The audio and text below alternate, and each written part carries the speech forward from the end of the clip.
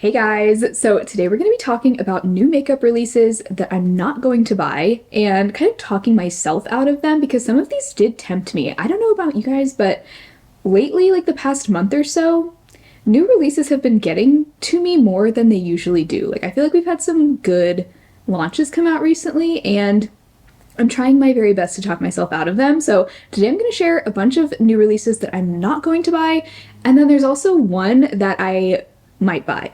I haven't decided. We'll talk about that one at the end, but let's start with the products that I'm not buying, and hopefully in my reasoning I can help talk you out of buying them if that's what you're trying to avoid doing as well. And if you guys enjoy this, we can do this more often, like once a month. Starting with a brand that is always on my radar. I only own one product from this brand, Danessa Myricks, and she has launched a new palette. This is called the Groundwork Defining Neutrals palette for eyes, brows, face, and lips.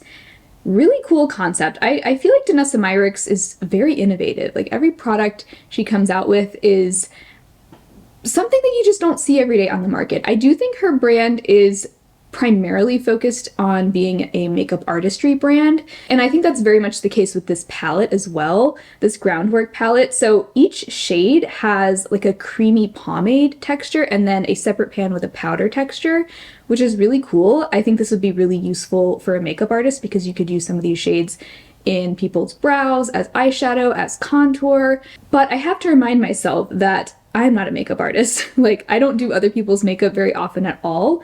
And when I do, I have enough products if I need to, figure something out. I could use an eyeshadow that I already have in someone's brows if I don't have the exact correct color of brow pomade for them, So this is not something that is geared towards me. It does seem really cool, and I'm sure it's a great palette, but I will be skipping this one. Oh, I probably need to, I don't do these videos often. I'm gonna move to the side. This is where the pictures can go so you can see them and they won't be like cutting off half my face. So yeah, the Groundwork palette from Danessa Myricks looks really cool, but I will be skipping it because honestly, I just don't think I need all of those shades in both a cream and a powder texture. But I will say it's nice to see a palette that is different from anything we've seen recently. Like I haven't seen a palette come out like this. Okay, this is not a new release, but I wanted to just go ahead and quickly anti-haul the entire Ulta 21 Days of Beauty sale because this is one sale finally where I'm not really tempted by anything. As I was first looking through the sale ad, I did come across some things that made me think, ooh, wait, maybe I should consider getting that. Like, it's half off, so now is the time to get it. But I realized that the things that did catch my eye weren't things that I was previously interested in buying, and that's always my rule of thumb is I mean, I'm not always perfect at this, but I try not to buy things on sale unless it's something that I was already interested in buying before I knew it was even going to be on sale. Like I want it to have been something that was already on my Ulta loves list. And none of the things in this sale are on my Ulta wish list. So that's how I know that I can just move on by. I don't need to even think about buying any of these things. Really the two things that grabbed my attention, the Becca highlighters. Those are on sale on Wednesday, September 6th. I've always loved the Becca highlighters. I actually earlier this year used up my Champagne Pop, and I was thinking there for a second, like maybe I should get like a different shade because I love this formula, but I don't need any new highlighters. I'm very content with the highlighters that I have. I feel like I have a really good variety, and there's really no shades that I feel like I'm missing. Even if maybe there is a shade in the Becca line that I don't already have in my collection that would be something different to add to my collection, I don't feel like I'm missing anything like that. So I'm just gonna try to forget about it because also I don't feel like this is the content creator in me, but I don't feel like these highlighters are as relevant as they once were.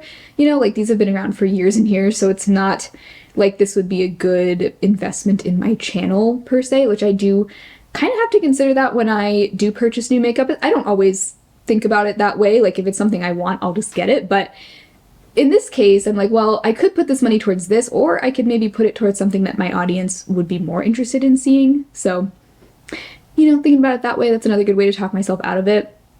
And the Too Faced Born This Way concealer was the other one that caught my attention. I actually had this concealer And some of you might remember that I panned it all the way. It took forever because this is a massive concealer. And when I saw it again in this 21 Days of Beauty sale page, I was reminded like, wow, I really liked that concealer when I had it. I almost kind of miss it now. But I hadn't been thinking about repurchasing that concealer until I saw it there. So maybe I can keep that in the back of my mind, and if it goes on sale again in 6 months and I still think that I really want it again, then I can get it then. But I don't need any new concealers right now. Same as I was saying with highlighters, I feel very content with my concealers. I feel like I've got what I need and I don't feel like I need to add anything. So I will be skipping this sale altogether, kind of relieved. The 21 Days of Beauty sale kind of stresses me out because each product that's on sale is only on sale for 1 day. So if you want something, you have to like jump on it. And if it's a really popular item, then you have to make sure you snag it like first thing in the morning before it sells out. And I just don't want to deal with that. That's too stressful. So very glad to be able to just pass this sale by and not really have to think about it. Another new eyeshadow palette. A lot of new eyeshadow palettes. I mean, there always are. But there's a new one from Patrick Ta. This is called the Major Dimensions 3 eyeshadow palette, and it's an all matte palette. Like all Patrick Ta palettes, it does have 2 cream shadows on the left side, and then all of the other shadows I think are powder. I definitely am interested in trying a Patrick Ta palette at some point, but I don't think this is going to be the one. I actually do like wearing all matte looks sometimes, but not very often. Most of the time, like 98% of the time, I would say, I like to wear shimmer in some capacity. So I don't know if it makes sense for me to have an all matte palette. But then again, I also don't think I've ever had an all matte palette, at least not in any recent year, like maybe back in like 2015 or something, I don't know. But I don't think I own any all matte palettes. Am I forgetting one? No, I don't think so. I think all of my palettes have shimmer and matte. So there's a part of me that's like, well, maybe if I had an all matte palette, I would use it all the time. How would I know? Because I haven't had an all matte palette. Maybe I would really enjoy having an all matte palette, and it would help me lean into those all matte looks more because I'd have a dedicated palette for those looks. Because I think for me, the thing is, if I open up a palette and there's shimmers in it, I'm dipping into a shimmer, at least one shimmer I will be using on my eyes, because to me, if I'm using a palette that has both mattes and shimmers in it, in my mind, I'm like, well, I have to use mattes and shimmers, like, even though that's not true. So now I'm thinking, well, maybe if I had an all matte palette, I would actually really enjoy it. And maybe, but even still, even if maybe I would like to try out an all matte palette at some point, this one still, I just don't think is the right one for me because I think it just leans a little bit too deep.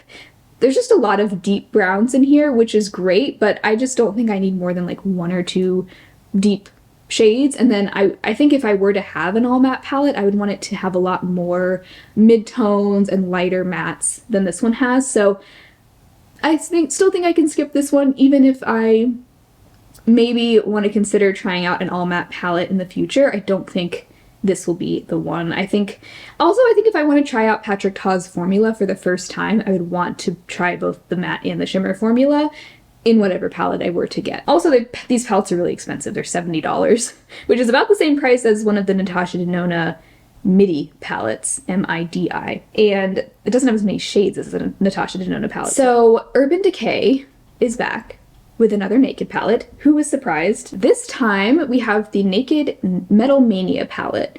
And I'm trying to figure out if, I think this is supposed to be inspired by like heavy metal music. Either that or the metal name is just in reference to the fact that there are a lot of metallic looking shades in this palette. I really don't like this color story, to be honest with you. Now I will give them this. This is a lot more naked than a lot of their other more recent Naked palettes, in a sense that most of the shades in here are more neutral or like everyday sort of shades. There aren't a lot of colorful shades in here except for that one bright like orchid color. So it's almost completely neutral with just a pop of purple.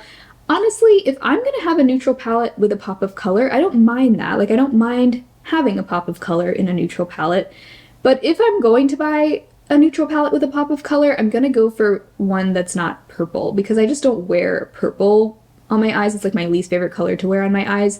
I do like light lavender and periwinkle type shades, but deeper purples like this, I don't find them flattering on me, just not my favorite color to wear. I also don't really like wearing really yellowy golds like that one, so that's two shades already that I know I wouldn't use. The other thing about this palette that kind of gets on my nerves is, why are the only two mid-toned mattes these like super orangey browns? Those are not going to go with a lot of these colors. Like, what if I want to use the purple all over my lid or the silver all over my lid?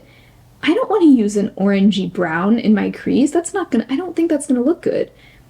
And that there is like a really deep brown, but that's something I would use more in the outer corner or just like smoke out the lash line. I'm not gonna use that directly in my crease. Like, for me, this palette color story just does not make sense. So all in all, this palette is a miss for me, an easy skip. But then again, I haven't really been that interested in any of Urban Decay's recent releases. And I don't know, has anyone else been like wondering if Urban Decay is doing okay as a brand? Because it just seems like in recent years they've become less and less relevant, and their new launches have become fewer and farther between. Personally, I'm glad that they're not launching a new product every other day, but does anyone remember, like back in 2018, I remember Urban Decay was one of the brands that people would complain about releasing too much. Like, they would release new collections so frequently, not as frequently as like ColourPop, but back then they were like, people were like, slow down, Urban Decay, like we can't keep up. And now it seems like their releases are becoming more sparse, which is fine by me. Like, that's what I would prefer, but it does make me wonder like how they're doing, because I also just feel like in general they used to be a lot more relevant, and doesn't seem like they are so much anymore. I'm sure Urban Decay has a really solid market outside of the beauty community. Like, they just have that name recognition, like people recognize Naked palettes. I don't know, it just kind of makes me wonder, because it does seem like they've become a lot less relevant in the past few years. e.l.f. has launched a new collection. I think this one has been around for a minute, but I had to mention this one because I was actually just shocked at the price of this. So this is the new e.l.f. and Loser Fruit collab, but this collection is called the Berry Hot Drop, and it looks like it comes with 3 products: a palette that has like cheek and eye shades, a lip mask, and then a really cute strawberry shaped makeup sponge. Get this. Those 3 things. You can only buy this as a vault as far as I can tell. You can only buy them all together. $45 for 3 e.l.f. items. Like, something is not adding up here. And I was trying to figure out if that collection comes with that cute strawberry bag that they show in like the Trend Mood reel. When I look at the collection on e.l.f.'s website, it doesn't say anything about that bag. Like, the bag is not mentioned. It looks like it just comes with those things in that vault box, and that's it. But the box is just gonna get thrown away. Like, I mean, I guess you could keep it and reuse it, but like that shouldn't be driving up the cost that much. So I was just a little shocked. I'm honestly just getting kind of annoyed with how expensive e.l.f. is getting recently, and they still are one of the more affordable drugstore brands, but they have really been driving up their prices. Like, they recently launched a retinoid serum that's $22. That costs more than just my prescription that I like have to pay a copay for. Like, you might as well just go get a prescription tretinoin from your doctor, and like you're probably gonna get a better product anyway. But yeah, I don't know, I'm just like, who even is e.l.f. anymore? I will say it does seem like e.l.f. is doing very well these days, unlike Urban Decay. It does seem like e.l.f. has managed to stay relevant, or even gain more relevance since the pandemic, which is when a lot of brands started either going out of business or just not doing as well. e.l.f. has done a good job like maintaining relevance in the industry, and I think a lot of that is because they have done a lot of dupes of really popular products, and that's just the thing to be doing right now, and they've been doing it pretty well. So I think e.l.f. will continue to thrive regardless of what they're charging. Oh, I also wanted to mention, I saw that Marc Jacobs Beauty is coming back. They went out of business kind of quietly, like maybe a year or two ago, but we now have confirmation that Marc Jacobs Beauty, which is separate from Marc Jacobs Fragrance, is coming back. And this time it's going to be under the same company that owns Marc Jacobs Fragrance, which is Coty, which is also the brand that owns CoverGirl, Rimmel, lots of other brands. But here's the thing, it says we might start seeing it in 2025, according to Trend Mood. So we have a long way to go until it's out, but it looks like, at least in this photo, a lot of the products do look the same packaging-wise as they did in the past. So curious to see if they're going to keep their same formulas or if they're just completely redoing everything. I wanted to end on the product that I have not successfully been able to talk myself out of yet, and I still haven't decided if I'm going to purchase it or not.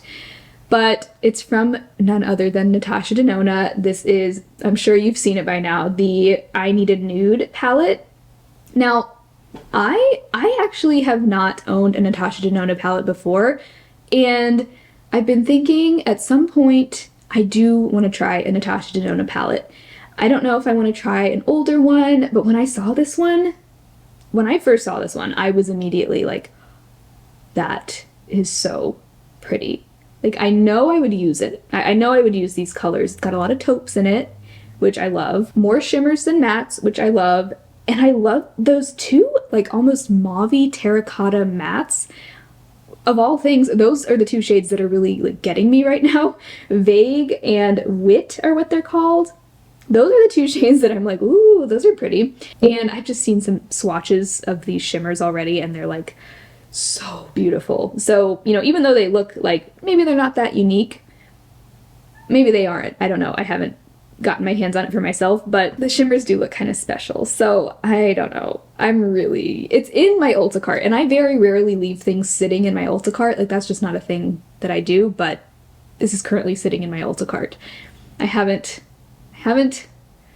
gone for it yet, but well, here's the thing that's really bugging me is that if I'm gonna buy it and I want to review it on my channel, I better get on it, because if I wait any longer, the palette's going to be no longer relevant, like, next week. So just like, oh, like, I know I shouldn't keep waiting around, because like, if I do get it, I'm going to review it, even if my review is up a little late. But if I want to review it, I really should get on it, because the longer I wait, the fewer and fewer views my review is going to get, and you know, I do kind of have to factor that in. So has anyone tried it yet, the Need a Nude palette? Let me know your thoughts. Are you loving it? Are you disappointed? Obviously, I could probably dupe a lot of these shades with my collection.